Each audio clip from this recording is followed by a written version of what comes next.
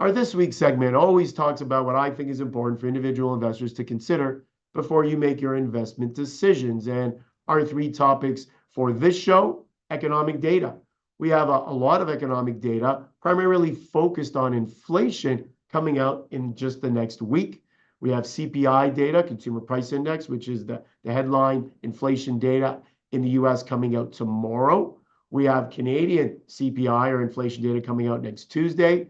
And we have Producer Price Index, which is your wholesale prices, coming out in the US on Friday. So a lot of economic data to parse through. Corporate earnings. I think individual investors need to pay attention, or start paying attention to, another corporate earnings season. We have the kickoff to corporate earnings this Friday, when your major US banks begin to report. Wells Fargo, Bank of America, Citigroup, JP Morgan, all will report corporate earnings come this Friday. And last on our list, increased market breadth. What does that mean? What does increased market breadth mean, and why is it important? I'll touch on that as well. So let's get to our first point, economic data. And as I said, tomorrow we will get US CPI, US inflation data coming out. Obviously, market mover. If inflation continues to fall, that is a positive for the markets. Perhaps it gets us closer to the first interest rate decrease. If we continue to see inflation data above 3%, perhaps the Fed puts off the first interest rate decrease this year. So that's going to be a definite market mover. We also have Producer Price Index out of the US. That's coming out, as I mentioned, on Friday. These are wholesale prices, also a number that can move markets. And here we are, coming to our first chart, which is US Consumer Price Index. We've seen this chart a number of times before, and you can see here that when you strip out volatile food and energy, core inflation rate is still at 4%, well above what the Fed would like to see, which is 2%. In Canada, we are also well above 2%, where the Bank of Canada would like to see us as well. And you can see here the headline number, the top line number, 3.1% is the inflation rate in the US right now. So we'll see if these numbers come down, and we'll find out a lot tomorrow. The next chart we have is Canadian inflation and Bank of Canada target rate. And this is an interesting chart because you can see in that colored bluish area, you can see where the target rate is, the rate that the Bank of Canada would like to see the numbers falling into. And that is in that 0.5 to 2.5% range, according to the chart. But you can see that we have a CPI number well above that, right? We have total CPI in Canada coming in just above 3%. It's actually the same as in the US, about 3.31. And you can see some other numbers there as well. You can see the median, which is your average CPI or inflation rate, coming in above target rate as well. So overall, the next week or so will be very important. The data that will be released will be very important to investors, the stock market, interest rates, because if this number is a little bit warmer than expected, a little bit higher than expected, perhaps interest rates will slightly move higher. Perhaps if this information, or the inflationary information, is below what is expected, perhaps we see interest rates move lower. And with that, perhaps the stock market moves higher on that news. So very important to pay attention to the economic data. Our second topic is something that I think everyone should pay attention to, of course, corporate earnings. And as I mentioned, kickoff to earnings season always seems to start with JP Morgan, the largest bank in the United States. We have a picture, or I should say a chart, for JP Morgan. We can probably show that. There it is. And I know we get some earnings from Delta Airlines. We get a few companies report earlier this week, but really things kick off. The earnings season is kicked off with bank earnings, and JP Morgan tends to be one of the first banks to report. This corporate earnings season, we're actually going to get 4 major banks in the US reporting earnings. And I think these are very important because we want to know what the economy, or how the economy, is faring in the United States. Has the most recent run-up in the stock market, is that justified based on what is going on with the economy? Has the stock market got a little bit ahead of the economy. Perhaps some of these stocks are doing a little bit better, and maybe we should see a bit of a pullback over the next quarter or two. So we have a few charts here. You saw the JP Morgan chart. We have one for Bank of America.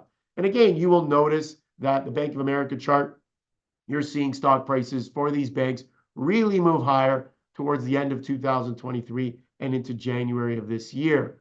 Another chart that we have here is the Citigroup chart.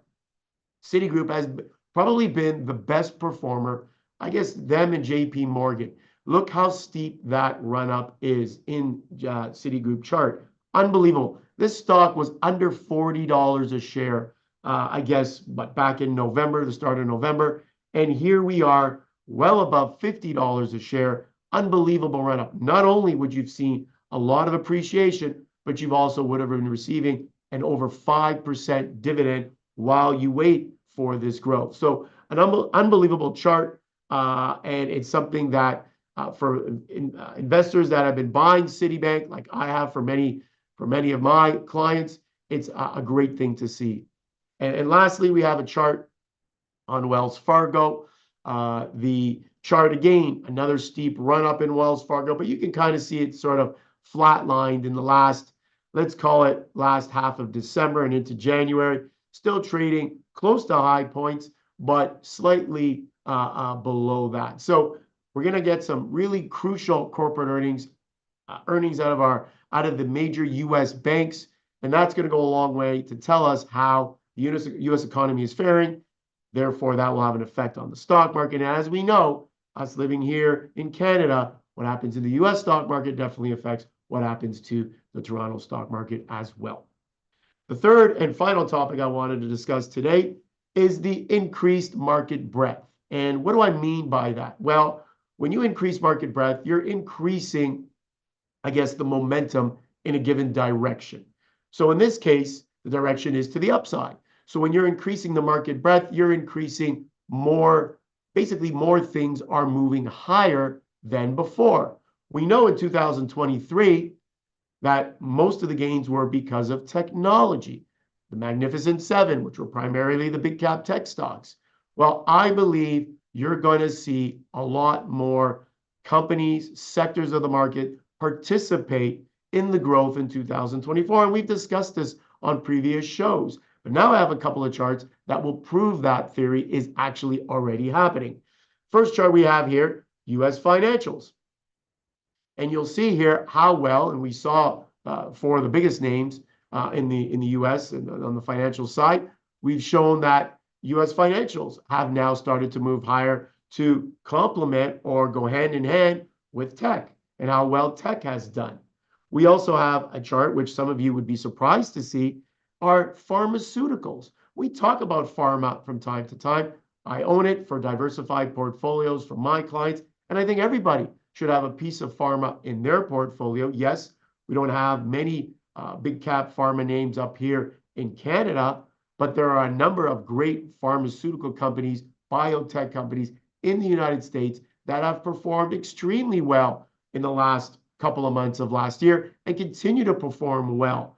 Name that comes to mind is Eli Lilly, right? Eli Lilly has a drug for that if you take the drug, it causes weight loss. And it originally was called for or used for diabetes, but now we found a lot of these diabetes drugs are also causing people to lose weight.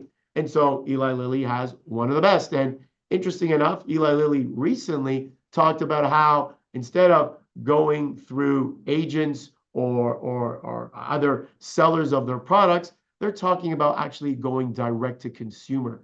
And recently, that's caused Eli Lilly stock to move significantly higher. So interesting that we're seeing, again, pharmaceutical names moving higher, bank stocks moving higher to complement what we're seeing in tech. And we've also seen other names move higher as well, names in retail space as well. Some of your big retailers, whether it's a Target, whether it's a Walmart. Here in Canada, we've seen Canadian Tire move a little bit higher. A lot of different names are starting to participate, and that is what we mean by increased market breadth. So when you go to make your investment decisions over the next couple of weeks, those are the three things I think you want to pay attention to. I think you want to look at the economic data that's coming out in the next couple of days or next week or so, corporate earnings season. What are these major banks saying in the US about the economy? And lastly, I think you need to understand that the breadth of the market is widening. More things are participating in the growth, in the appreciation of the S&P 500 and the TSX. I think that's important to understand and incorporate when you build your portfolios over the next few weeks.